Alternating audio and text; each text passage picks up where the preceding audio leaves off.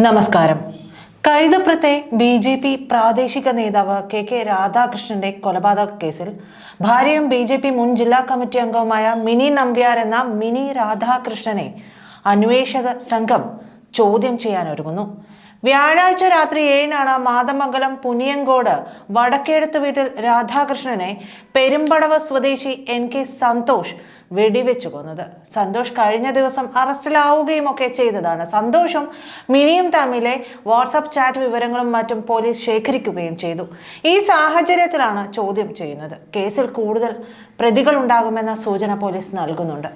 അമ്മയുമായുള്ള സൗഹൃദം തുടരാൻ അനുവദിക്കാത്തതിലെ വിരോധം മൂലമാണ് സന്തോഷ് അച്ഛനെ കൊന്നതെന്ന് രാധാകൃഷ്ണന്റെ മകന്റെ മൊഴിയിൽ പരിയാരം മെഡിക്കൽ കോളേജ് പോലീസ് കേസെടുത്തിട്ടുണ്ടായിരുന്നു.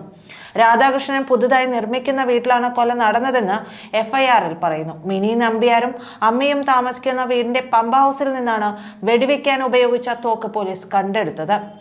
കൊല നടന്ന വീട്ടിൽ നിന്ന് 100 മീറ്റർ ദൂരമേ ഇവിടേക്ക് ഉള്ളൂ. അതും ദുരൂഹത കൂട്ടുന്നുണ്ട്. കൊലയ്ക്ക് ശേഷം സന്തോഷും മിനിയും ആശയവിനിമയം നടത്തിയോ എന്നും പരിശോധിക്കുന്നുണ്ട് പോലീസ്. വ്യാഴാഴ്ചയാണ് രാധാകൃഷ്ണന്റെ മാതമംഗലത്തെ വീട്ടിൽ നിന്ന് മിനി ഇവിടെ എത്തിയത്. വെടിയേച്ച കേട്ടിട്ടും ഇവർ കൊല നടന്ന വീട്ടിലേക്ക് വന്നില്ല. വ്യാഴാഴ്ച രാവിലെ സന്തോഷും മിനിയും കണ്ടതായി പോലീസിന് വിവരം ലഭിക്കുകയും ചെയ്തിട്ടുണ്ട്. ഇരുവരും തമ്മിലുള്ള സൗഹൃദത്തെ രാധാകൃഷ്ണൻ എതിർത്തിരുന്നു. തന്നെ ഭീഷണിപ്പെടുത്തിയെന്ന രാധാകൃഷ്ണന്റെ പരാതിയിൽ സന്തോഷിനെ പരിയാരം പോലീസ് താക്കീത് ചെയ്യുകയും ചെയ്തിരുന്നു. മിനി കഴിഞ്ഞ ജില്ലാ പഞ്ചായത്ത് തിരഞ്ഞെടുപ്പിൽ ചെറുകുന്ന് ഡിവിഷനിൽ NDA സ്ഥാനാർത്ഥിയുമായിരുന്നു. 3327 വോട്ടാണ് 3-ാം സ്ഥാനത്തെത്തിയ മിനിക്ക് കിട്ടിയത്. മിനി രാധാകൃഷ്ണൻ എന്ന പേരിലായിരുന്നു മത്സരിച്ചത്.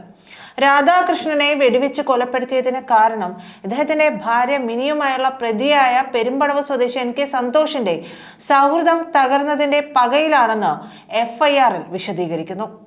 അടുത്ത കാലത്ത് ഇവർ അടുത്തത് രാധാകൃഷ്ണൻ ചോദ്യം ചെയ്യുകയും ബന്ധത്തിന് തടസ്സം നിൽക്കുകയും ചെയ്തിരുന്നു.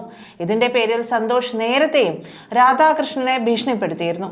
സമൂഹ മാധ്യമങ്ങളിലൂടെ നടത്തിയ കൊലവിളിക്ക് ശേഷമായിരുന്നു ആക്രമണം. ഇരിട്ടി കല്യാട് സ്വദേശിയായ രാധാകൃഷ്ണൻ 20 വർഷമായി കൈതപ്രത്താണ് താമസം. ഇവിടെ പുതുതായി നിർമ്മിക്കുന്ന വീട്ടിൽ വെച്ചായിരുന്നു സംഭവം. രാധാകൃഷ്ണന്റെ നെഞ്ചിലാണ് വെടിയേറ്റത്. നാടൻ തോക്കാണ് കൊലപാതകത്തിന് ഉപയോഗിച്ചത്. കൊലപാതകത്തിന് തലേ ദിവസം വൈകിട്ട് 4:23-ന് സന്തോഷ് തോക്കേന്തി നിൽക്കുന്ന ഒരു ചിത്രം ഫേസ്ബുക്കിൽ പോസ്റ്റ് ചെയ്തിരുന്നു. കൊള്ളിക്കുക എന്നത് ടാസ്ക് ആണ്, കൊള്ളിക്കുമെന്നത് ഉറപ്പെന്ന അടിക്കുറിപ്പോടെയായിരുന്നു ചിത്രം പോസ്റ്റ് ചെയ്തത്. 7:27-നായിരുന്നു അടുത്ത പോസ്റ്റ്. എന്റെ ജീവൻ പോയാൽ ഞാൻ സഹിക്കും, പക്ഷേ എന്റെ പെണ്ണ്, നിനക്ക് മാപ്പില്ല എന്നായിരുന്നു രണ്ടാമത്തെ പോസ്റ്റ്. സംഭവ ദിവസം രാവിലെ 9:52-ന് മറ്റൊരു പോസ്റ്റും ഇയാൾ ഫേസ്ബുക്കിൽ കുറിച്ചിരുന്നു.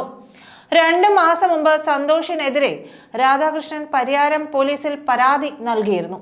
ഇതിനെ തുടർന്ന് പലപ്പോഴും രാധാകൃഷ്ണനെ സന്തോഷ് ഭീഷണിപ്പെടുത്തിയിരുന്നതായിട്ടും പറയുന്നുണ്ട്.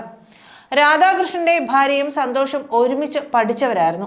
6 മാസം മുമ്പ് നടന്ന പൂർവ്വ വിദ്യാർത്ഥി സംഗമത്തിൽ വെച്ചാണ് ഇരുവരും വീണ്ടും കണ്ടുമുട്ടിയത്.